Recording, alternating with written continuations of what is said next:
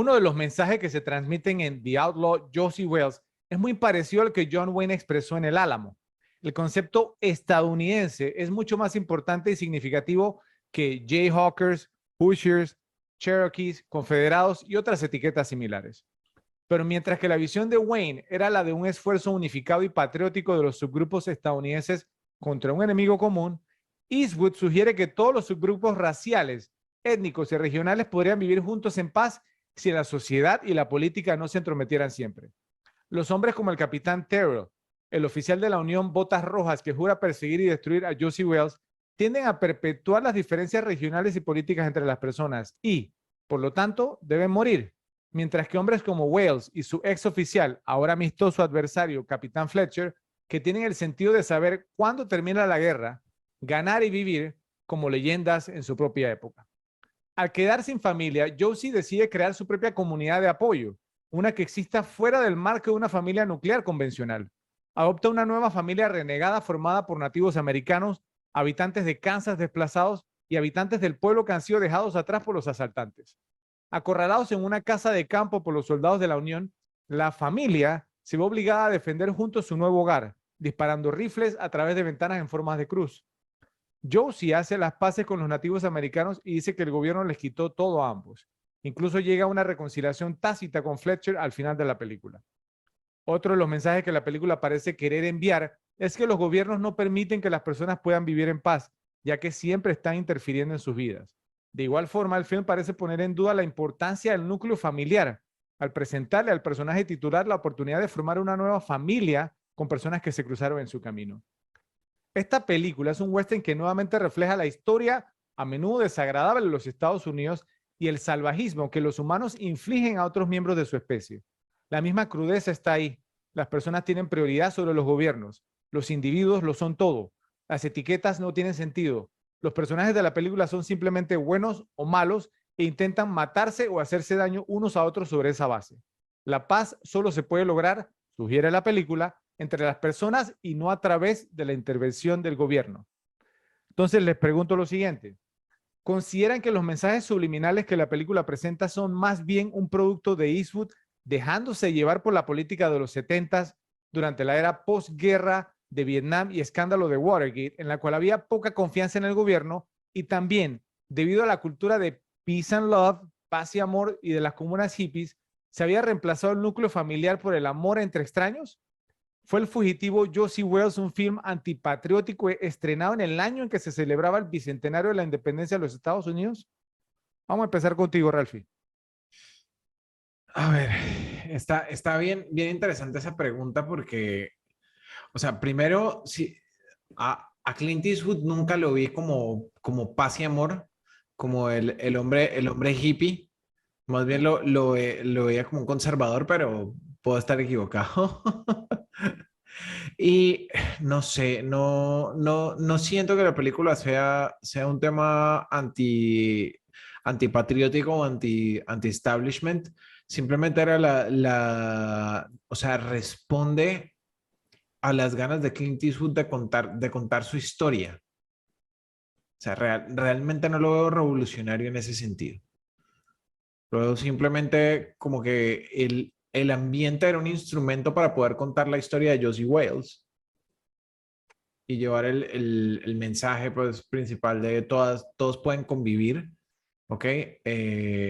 Sí, la política no se mete, pero más, digamos, más como moraleja de la historia que como una propaganda antipatriótica. Sabes que es interesante lo que dice. Yo lo pensé también, Ralphie. Ahora, a Clint Eastwood, yo concuerdo contigo, siempre lo he visto como un actor conservador, ¿cierto? Y los roles que ha interpretado siempre han sido conservadores. Este es quizás, digamos, algo un poco excepcional. Ujú.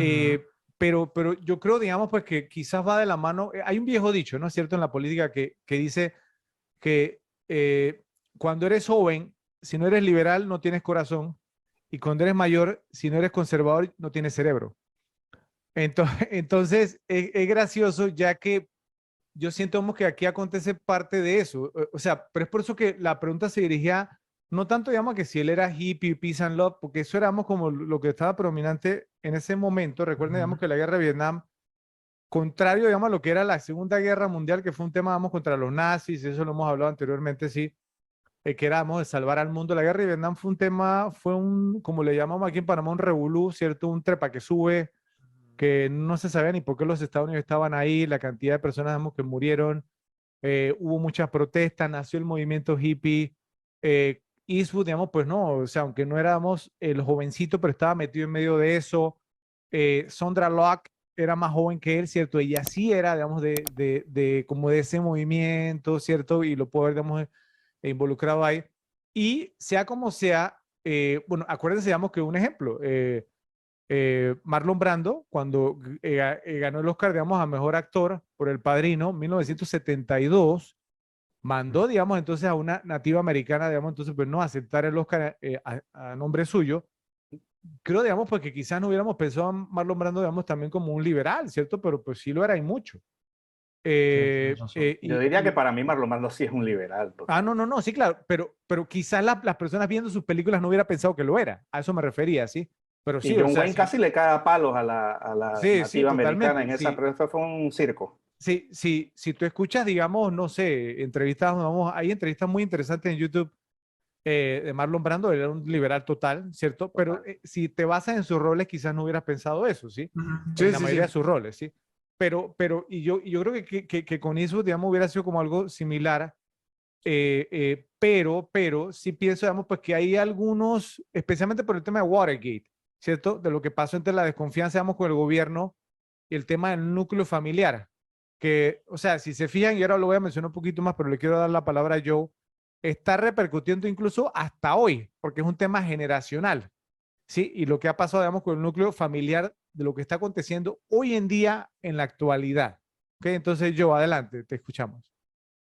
O sea, bueno, después de ver esta pregunta y habiendo visto la película, digamos, bastante reciente, me cuesta creer que no haya tenido la intención de tocar ese tema. Probablemente como tú dices, por la ola, no solo, o sea, por una ola generalizada en los 70, probablemente por el tema de Watergate, por el tema de Vietnam, pero en los 70 se vio un cambio de cine. Creo que Clint Eastwood se montó en esa ola también con esta película, ¿no? O sea, es los humanos podemos, prácticamente podemos vivir en paz teniendo un desgobierno, o sea, digamos, un tema un poquito medio de izquierda, pero sí me parece una película, esta vez que la vi, me parece una película con bastantes mensajes políticos y eso no está de casualidad para nada.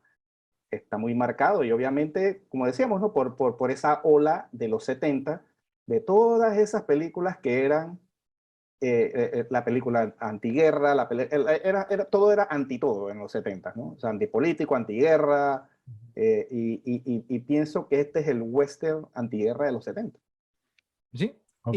incluso lo hemos comentado, digamos, en episodios previos, digamos, en el de Gris, Vaselina, ¿sí?